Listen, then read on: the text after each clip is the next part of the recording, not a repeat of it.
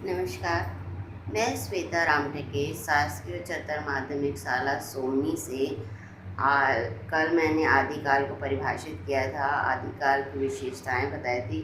आज मैं आपको आदिकाल के प्रमुख बिंदु बताऊंगी जो परीक्षा में बहुत उपयोगी होते हैं और ये प्रश्न विशेष तौर पर पूछे जाते हैं। छोटे छोटे 1 नंबर के प्रश्न या 4 नंबर के विशेष प्रश्न के तौर पर भी पूछे जाते हैं। तो जानते हैं हम आदिकाल के प्रमुख बिंदु।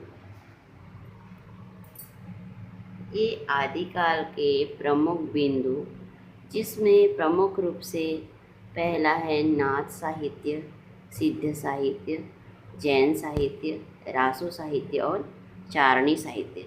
तो नाथ साहित्य में गोरखनाथ इसके प्रमुख कवि हैं।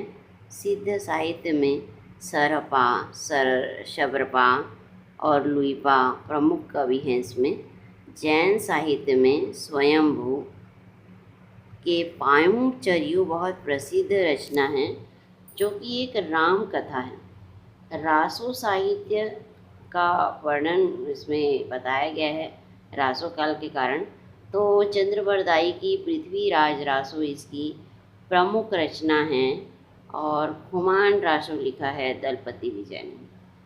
चारणी साहित्य के अंतर्गत यहाँ अमीर खुसरो और मैथिल कोकिल विद्यापति आश्रयदाता राजाओं के दरबारी कवि हैं। इसी वजह से इसमें अमीर खुसरो और विद्यापति चारणी साहित्य के अंतर्गत आते हैं।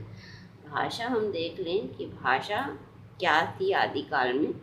भाषा थी अपभ्रंश, डिंगल पिंगल भाषा, और विद्यापति जी ब्रिज भाषा में लिखे हैं।